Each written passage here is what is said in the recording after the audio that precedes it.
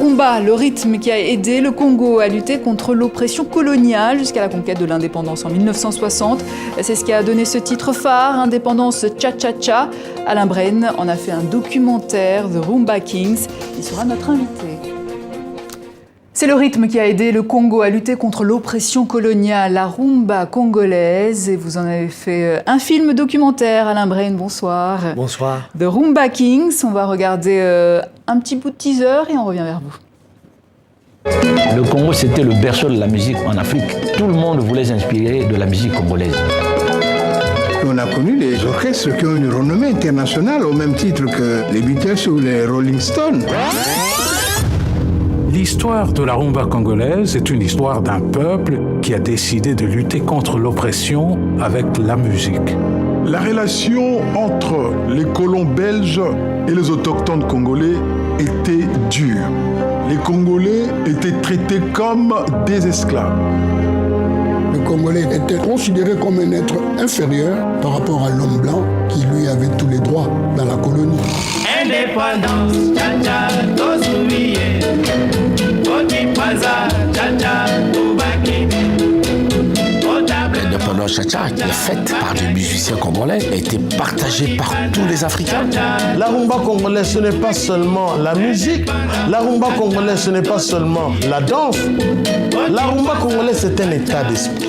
Voilà, Alain Brenne, on a vu Papa Wemba dans l'extrait, mais il y a aussi Manu Dibango, Roi Telet, tellement d'artistes et de spécialistes de la rumba congolaise que vous avez interviewé pour comprendre la naissance de cette musique dans les années 40 du côté du fleuve Congo, alors que les Belges ont colonisé le Zaïre, la rumba congolaise a colonisé toute l'Afrique. Oui, c'est vrai.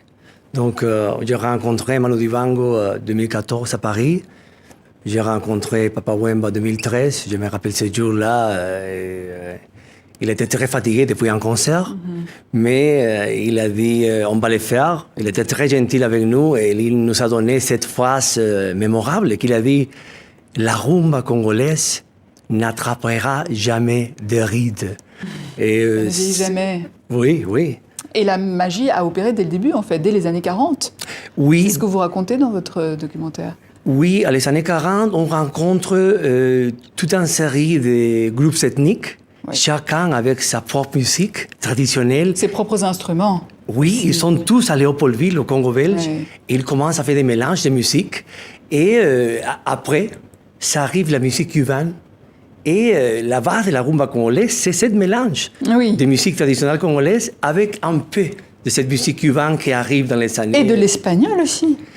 Oui, parce que la musique cubaine, c'est chanté en espagnol. Oui, c'est vrai, oui. Et des Congolais ont repris la langue aussi. Tout c'est ça qui est intéressant. Tout à fait.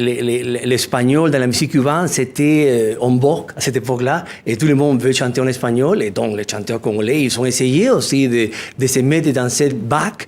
Ils ont essayé de chanter en espagnol. C'est un espagnol fabriqué, un peu faux, mais ça sonnait bien. C'était tellement beau.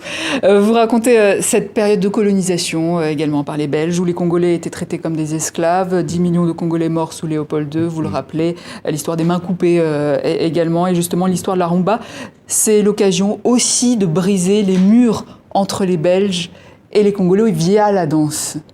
Oui, le commencement, c'était un peu dur. Paul Mwanga, il donne son témoignage dans le documentaire. Il dit on a vécu beaucoup de humiliations et on a fait la musique pour, de quelque manière, récupérer notre dignité.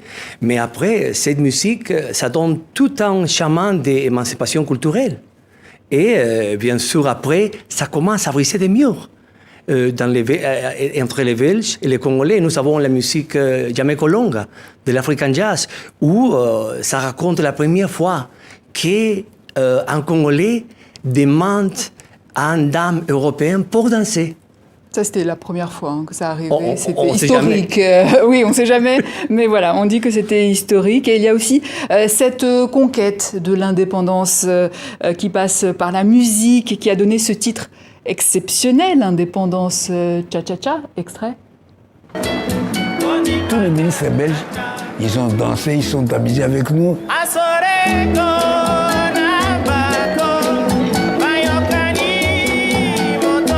Tout le monde a dansé à mort, et surtout nos leaders. parce que chacun entendait son nom. Tchombe entendait son nom, Bolikango entendait son nom, Kasavu. Bolikango, Kasavu, et Lumumba, Nakalondi. Tous les politiciens, Lumumba, Kasavubu, ont dansé la rumba congolaise pour célébrer l'indépendance du Congo. Indépendance, cha-cha, Tozuwi.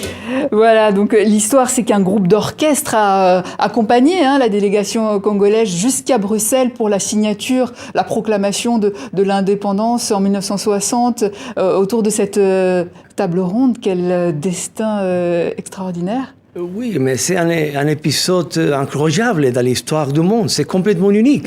Une équipe de réveil, un dream team de la rumba congolaise va voyager avec l'équipe des politiciens pour donner la force à les politiciens chaque nuit pour les combats de le lendemain, pour négocier mieux les prochains jours.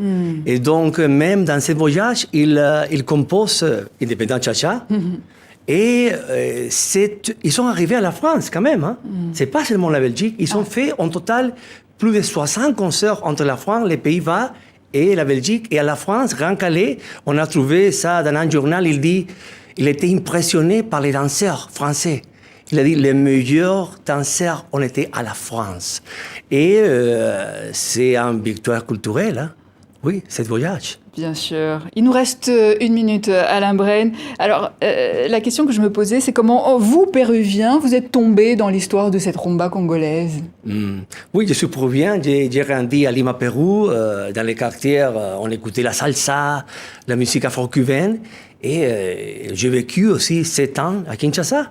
Donc la première fois que j'ai écouté la rumba congolaise, une chanson de rumba congolaise, c'était une chanson de Franco Luambo et Loke Jazz. Et pour moi, c'était tout à fait comme un retour au bercail. C'est les mêmes sonorités que j'ai trouvées chez moi, quand j'étais petit, mais avec même plus emboutantes, plus fort. Et c'était le coup de foudre.